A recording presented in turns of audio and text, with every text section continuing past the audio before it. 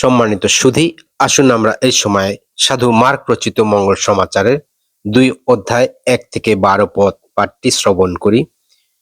বাণীটি পাঠ করছেন Mrs Flora Fernandez, সাবা, ঢাকা, বাংলাদেশ থেকে। মার্ক রচিত মঙ্গল সমাচার। মানুষের পাপ ক্ষমা করার অধিকার যিশুর আছে। কয়েকদিন পর যিশু আবার কাফারনাউমে ফিরে এলেন। লোকে শুনতে পেল তিনি এখন বাড়িতেই আছেন। সেখানে এত লোক এসে ভিড় হলো যে দরজার সামনেও আর কোনো জায়গা রইল না। যিশু তাদের কাছে ঐশবাণী প্রচার করছে। এমন সময় একদল লোক এসে উপস্থিত হলো। তারা একজন পক্ষাঘাত লোকটিকে তার কাছে নিয়ে আসছিল।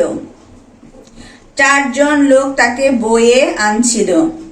ভিড়ের জন্য তারা যিশুর কাছে তাকে নিয়ে যেতে পারল না। তাই তিনি যেখানেই ছিলেন সে জায়গার ওপরে ছাদটা তারা খুলে ফেলল এবং একটি গর্ত করার পর মাদুরে শুয়ে থাকা পক্ষাঘাতগ্রস্ত লোকটিকে তারা সেই ঘরের মধ্যে নামিয়ে নিল। তার প্রতি তাদের এমন বিশ্বাস দেখে যিশু পক্ষাঘাত লোকটিকে বলল, বৎস, তোমার পাপ ক্ষমা করা হলো। কয়েকজন শাস্ত্রীও সেখানে উপস্থিত ছিলেন। তারা মনে মনে ভাবতে লাগলেন, লোকটা এমন কথা বলছে কেন? ও যে ঈশ্বর নিন্দা করছে। একমাত্র ঈশ্বর ছাড়া আর কেই বা এ পাপ ক্ষমা করতে পারে।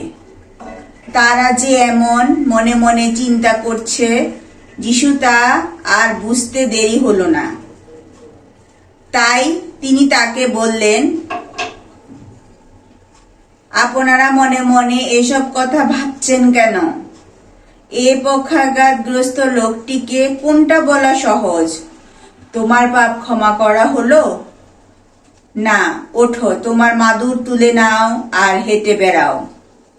বেশ, পৃথিবীতে পাপ ক্ষমা করার অধিকার যে মানব পুত্রের আছে, আপনারা যে তা বুঝতে পারেন।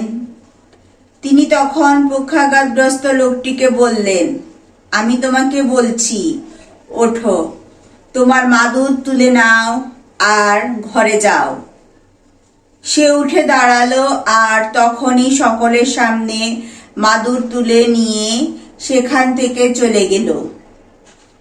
তা দেখে উপস্থিত সকলে স্তম্ভিত হলো এবং পরমেশ্বরের বন্দনা করে বলতে লাগলো, এরকম কোনো কিছুই আমরা কখনো দেখিনি। এ হলো প্রভুর বাণী।